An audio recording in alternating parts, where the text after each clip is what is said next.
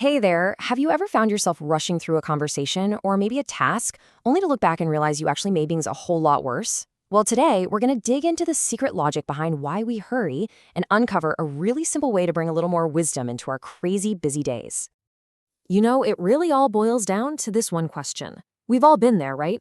Either you're watching someone do something that seems completely baffling, or you're the one whose actions are totally misunderstood. But here's the thing. There is almost always a hidden reason, a rationale, and that's exactly what we're going to unpack. And that's the key word for today, rationale. It's that hidden why behind what we do. See, every single action, even the rushed, seemingly illogical ones, has some kind of rationale driving it. And just understanding that, well, that's the first step to everything. So, let's dive into what our source calls the rationale of haste. This is the internal logic that just kind of takes over when we feel totally overwhelmed and under pressure. In the moment, it feels like the smartest, most efficient way to operate. But as you'll see, it comes with some serious hidden costs. This is really the heart of it. Life gets hectic, our to-do lists become endless, and we just feel frazzled. To cope, our brain's rationale flips a switch and says, okay, new mission, optimize for speed. And that's when we start taking shortcuts, especially with how we talk to people, all just to tick another box and get on with the day. Now, to really get this, our source gives us this amazing metaphor that might honestly change how you see your day-to-day interactions.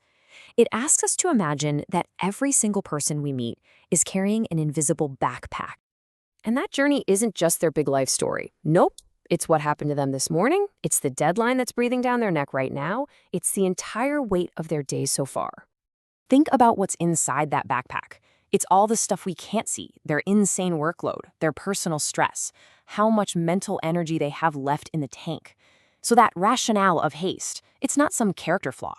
It's a direct result of the sheer weight of what's inside that invisible pack. But here's the kicker. This whole rationale of haste, it doesn't actually save us time or energy. Not really. In fact, it often kicks off this nasty chain reaction, a downward spiral that can absolutely wreck our productivity and, yeah, our mood. We have all been in this spiral. You know how it goes. It starts with you feeling frazzled, totally overwhelmed.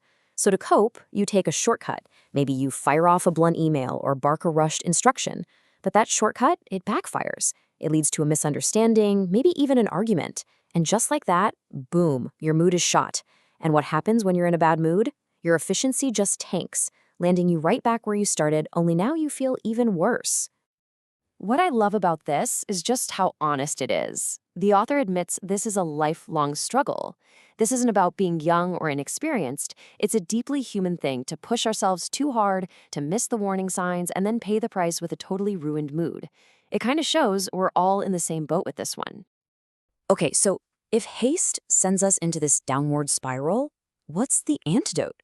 Is it some complicated new productivity hack? Nope. It's something way simpler and honestly way more profound. It's the power of the pause. This quote right here, this is the whole solution. Our gut instinct when we're frazzled is to react instantly. But wisdom, clarity, real effectiveness, they all live in that tiny, tiny space we can create between a feeling and our response to it. That small moment of just stopping. It's everything. I mean, look at this. These are two completely different ways of being. The path of haste is all about reaction. It cuts corners to save a second, but it almost always ends up creating brand new problems down the line. But the path of the pause, that allows you to respond. You're seeking clarity, making sure you solve the right problem from the get-go. It's the difference between being yanked around by pressure and taking control because you're actually aware of what's going on inside. So the big question is, how do we actually do this? How do we find our own moment of wisdom when it feels like everything is moving at 100 miles an hour? Well, the steps are actually pretty simple. It all starts with self-awareness, learning to recognize that internal feeling, that frazzled state, that urge to just rush. And when you feel it, the next step is to be honest with yourself. Acknowledge what your mental capacity really is in that moment. Maybe you can't do it all right now. That's your cue to just consciously take a breather. Even one deep breath can create that crucial space, because at the end of the day, you can't make any situation better if you yourself are not at your best. And that really leaves us with one final thought. This isn't just some neat idea. It's a practice. It might be right before you hit send on that email or before you answer that tough question from your boss. So, the question to ask yourself is, where will you find your pause for wisdom today?